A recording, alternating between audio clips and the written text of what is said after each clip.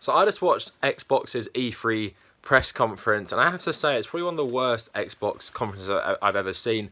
Probably since the infamous, I think it was the 2013 one, where they announced the release date and announced all the specs for the Xbox One, and obviously, I think it didn't even have a disc drive. It didn't have, you couldn't play used games. But this one was just so boring, and it was such a missed opportunity because Sony are not at E3 this year, right? So it's the chance for Microsoft to take the initiative, show everyone they have so many good exclusive games, and really put themselves forward. And obviously they announced that their new Xbox is coming out in holiday 2020. But my biggest takeaway from this press conference is, why would anyone who, has a PlayStation, or anyone who's undecided at this point, why would they pick Xbox? They literally showed nothing that is worth buying an Xbox console for. So they announced lots of things and they showed off some cool stuff. So the highlight was probably showing a new trailer for Cyberpunk and having Keanu Reeves play a character in that game and then come out on stage and talk about the game. That was really cool, and that game looks amazing, and it's good to get a release date because The Witcher 3 is my favourite game of all time, and I've completed it 3 times, and I love CD Projekt Red, so I'm happy to see that. But apart from that, nothing really got me excited. So they had Star Wars. Why didn't we get a new demo for Star Wars? That would be a perfect thing, because EA are not doing a press conference this year. So why don't they show us a more extended version of what we saw yesterday with EA Play? Or why don't we get a different level? That would be a nice way to flesh things out. Maybe something exclusive on Xbox, but no, they just, showed us the same stuff, a bit extended, but nothing really major, and they didn't really delve into it anyway. And then they even had their stuff like Gears of War. Why didn't they show us any more gameplay of Gears of War 5? They showed us a CG trailer for a new mode called Arcade, and that looked kind of cool, but at the same time we don't really understand what this is. And then they had other stuff like, the new George R.R. Martin game and Miyazaki game, collaboration. How exciting is that? But then they have some really obscure trailer that really says nothing about the game, so that's not really exciting anyway, because it got leaked as well. And then you have loads of Japanese stuff that, I guess some people care about, like Dragon Ball Z, and, some other sort of Japanese games like Fantasy Star Online. But at the same time, a lot of Western audiences don't really care about that stuff, and the mainstream gaming audience who are watching these things don't care about this stuff. And of course you had things like the Halo trailer, and I love Halo. It's probably one of my favourite games ever in terms of 1 and 2, and it really played on the nostalgia, that control room he goes into at the end. That reminds me of that one you go into in the first Halo where you meet Guilty Spark and Cortana and everything. We don't meet Cortana, but Cortana's there, and it gave me nice flashbacks, and it was a really well done trailer. But again, where is the gameplay? Am I going to buy another Xbox console just for Halo? Because literally my Xbox One is over there gathering dust, because the only game I play on it is the Halo collection, and the only game I'm going to buy on it in the future is the Halo Reach remaster, and that's just part of the Halo collection anyway. And now they're releasing this all on PC too.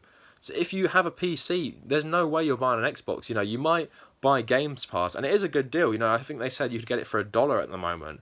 So I can go play Metro Exodus, which I really want to play. I can go play that for $1 on Xbox Game Pass. But most of those games, for someone like me, Batman Arkham Knight, I like those games. So I completed that like 4 years ago. I don't care if they have it on Games Pass. I got it sitting over there in my games collection. So lots of these games, for someone like me and more hardcore gamers, I guess, who play all these games and they come out, why would I even get Xbox Games Pass? Why would I pay £15 or $15 a month for accessing all these games I've already played, and you don't offer me any exclusives to get in? Because Microsoft cannot sell their consoles on exclusives because they don't have any. And what are their studios doing? They made a big thing last year of saying, we have bought all these different studios, look at all these games we're going to buy.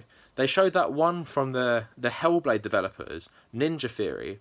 That game just looked like an Overwatch clone. Who cares about that? Some stupid Overwatch Team Fortress clone. That is all you got for the exclusives. No one's buying Xbox for that. So that's why it's so ridiculous, and I don't think anyone is really going to go out and buy an Xbox after this press conference, and it's so disappointing. What they should have done, more, multi-plat stuff, show us more expansive demos of all these things, and, why can't you get a Cyberpunk demo in there, a new one? Can't get anything like that, because Sony are probably sitting back and laughing right now. They just had a year with Spider-Man, Days Gone and God of War in the space of 1 year. They had all those games, and then they have Death Stranding coming out this year. They possibly have The Last of Us 2, and they have Ghost of Tsushima, and that is probably all before the new PlayStation. So they have 3 sick exclusives, and they have 3 amazing ones coming out. You know, Death Stranding by Hideo Kojima is coming out exclusive on PlayStation. Everyone is hyped for that. You know, the guys who made Infamous are making a sick samurai game. And then The Last of Us 2 is probably going to be one of the best games of all time. We just know the profile of Naughty Dog and how good their games have been, especially since Last of Us. Last of Us and Uncharted 4 and Lost Legacy are amazing games. We know how good that's going to be, and it's going to sell consoles.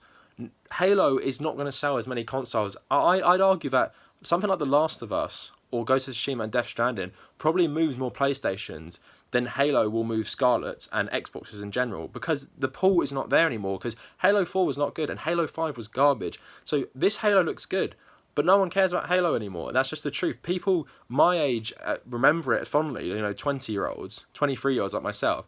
People younger do not care about that stuff. You know, it's all about the new stuff now, and Halo's not going to have that pull. The 6th Halo game, and it's going back to basics to try and appeal to us, but, you know, no one cares anymore. I would have liked that with Halo 4, not with Halo 6. So I just think overall it was a bit of a disaster for Microsoft, and it was just so goddamn boring. I was waiting, when's the Halo gameplay? When's the Gears of War gameplay? When is the extended demos for, you know, other stuff? You know, am I going to see Watch Dogs in this thing? And it's clear Ubisoft probably said, Microsoft probably came to Ubisoft and said, can we show some of your games? They're like, no, we're keeping these all for tomorrow. We're not going to show them at your press conference.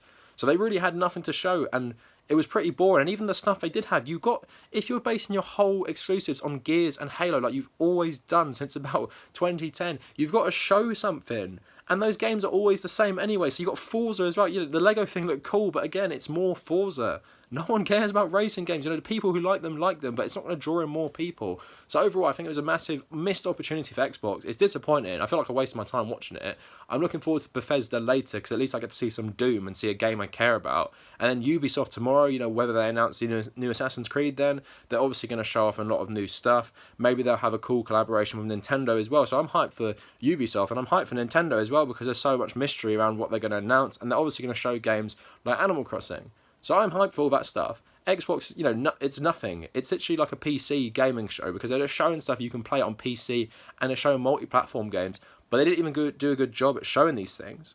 So anyway, that was all really, really annoying. So this is my second channel, everyone. This, you know, my main channel is called The Cavernacle, but subscribe to this one if you're new. Subscribe to The Cavernacle as well. Find me on Twitter at The Cavernacle. And if you made it this far, thank you for watching.